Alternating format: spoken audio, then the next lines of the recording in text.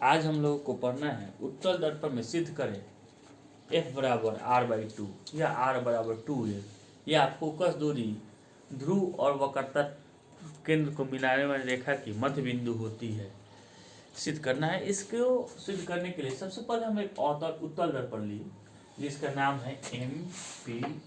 एक एक लाइन हम समझाते जाएंगे, आप लोग को लिखते जाएंगे। माना कि MPN एक उत्तल दर्पण है जिसका प्रधान अक्ष XY, वक्रता केंद्र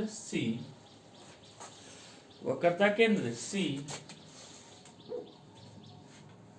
ध्रुव P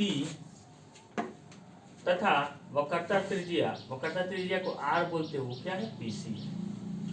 प्रधान अक्ष के समानांतर AB किरण आपतित हो रही है, A और B किरण प्रधान अक्ष के समानांतर आपतित हो रही है, जो परावर्तन के बाद मुख्य फोकस F से गुजरती हुई प्रतीत होती है।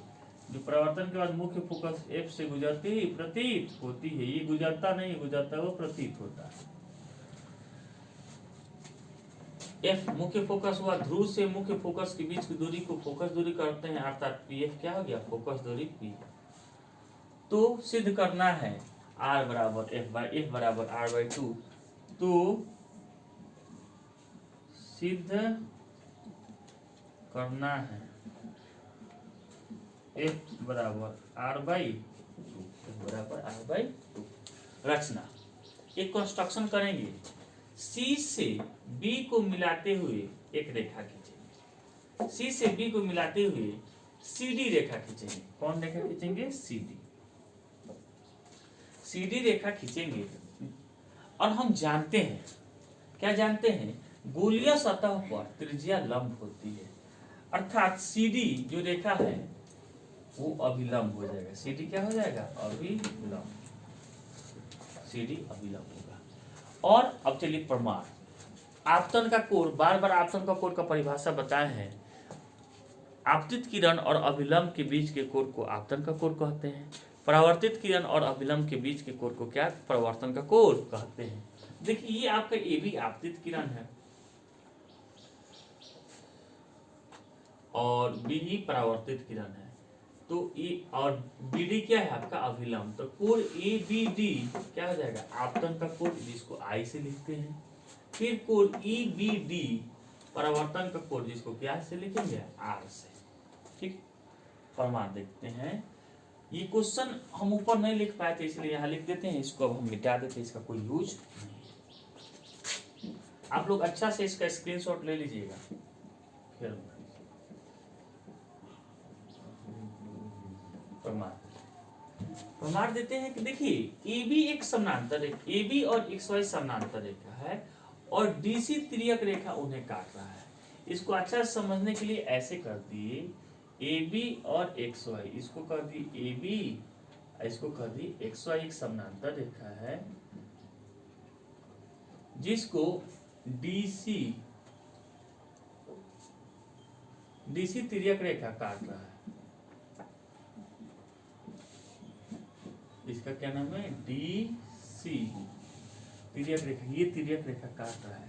तो ये कोण और ये कोण संगत कोण होगा, कॉरस्पॉन्डिंग एंगल होगा। तो ये कोण I और ये कोण दोनों बराबर हो जाएगा। वही हम लिखे हैं कि AB समानांतर है XY के, मतलब AB और XY समानांतर रेखा है और DC तिर्यक रेखा उन्हें काटती है, इसलिए कोण FCB, ये कोण FCB, ये वाला कोण बराबर होगा कोण ABD। इसलिए और ABD किसके बराबर है, आपतन का कोण, इसको I से लिखते हैं, इसलिए FCB बराबर कोण I। इसको समीकरण फर्स्ट मान लेंगे। और फिर चलिए एक और दूसरा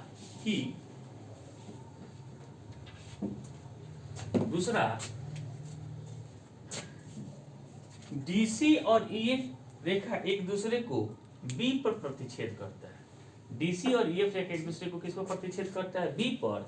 इसलिए DC और EF रेखा एक दूसरे को B पर प्रतिच्छेद कराती है, ये कोण और ये कोण शीर्षाभिमुख कोण होगा, वर्टिकल अपोजिट एंगल होगा।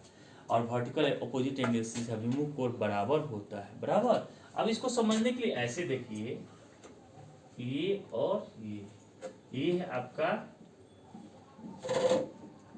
इसका नाम है डी और सी, इसका नाम है ई और एफ।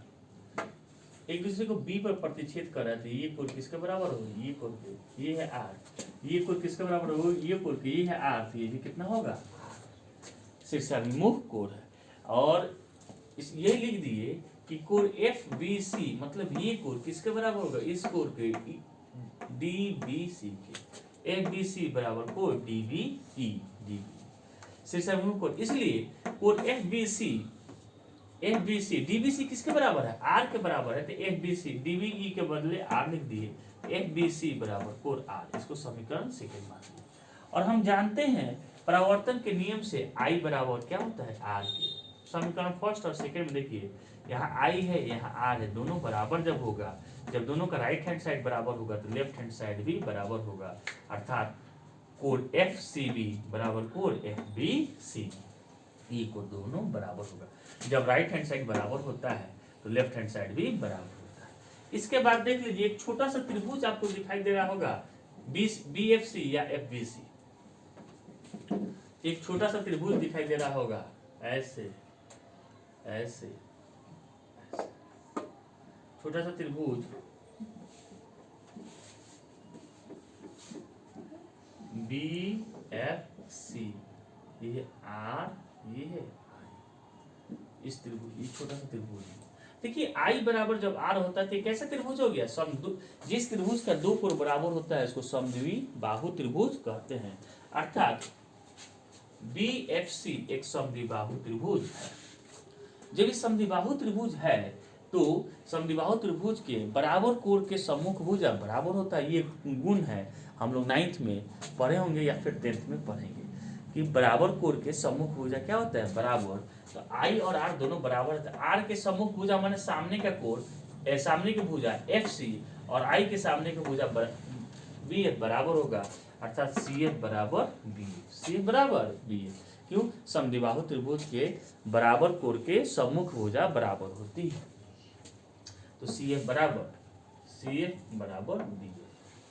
चलिए अब देखिए, जब दर्पण का द्वारक बहुत छोटा हो, जैसे द्वारक छोटा होने का मतलब जब छोटा होगा तो ये बी एफ यहाँ आ जाएगा, और छोटा होगा यहाँ आ जाएगा, और छोटा होगा यहाँ आ जाएगा, तो एक समय आएगा जब बी एफ किसके बराबर होगा, पी एफ के। तो वही कह रहे हैं, जब दर्पण का द्वारक बहुत छोटा हो तो पी एफ बराबर किसके हो जाएगा, बी एफ के।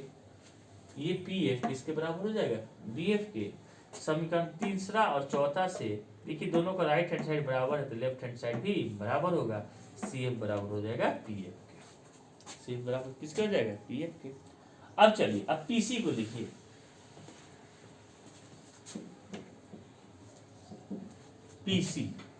पीसी किसे किसे बना है, पीएफ और सीएफ के जोड़ से बना, तो वही लिख दे, इसलिए पीसी,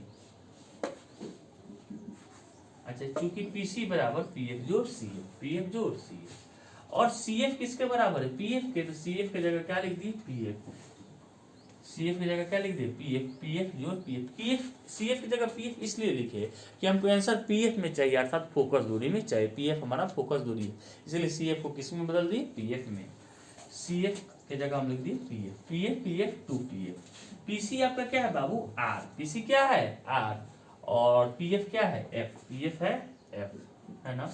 आर बराबर टी एफ, मैंने पीसी बकाता त्रिज्या 2 और एफ बराबर पीएफ है आर, यही हमको प्रूव करना था। आर बराबर 2एफ, एफ बराबर क्या हो जाएगा, r/2 प्रूव। यहाँ एक चीज और देखिए कि जब सीएफ बराबर पीएफ हो गया, यही हम लोग लिख सकते हैं सीएफ बराबर पीएफ के, तो वही लिख सकते हैं, अर्थात एफ पीसी का मध्य बिंदु है। हम लोग बार बार आता भी है कि सिद्ध कीजिए फोकस दूरी ध्रुव और वक्रता केंद्र के मिलाने वाली रेखा की मध्य बिंदु होती है।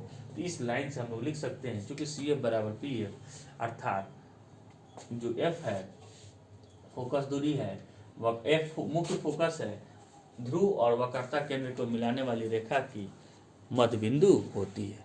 समझ में आया?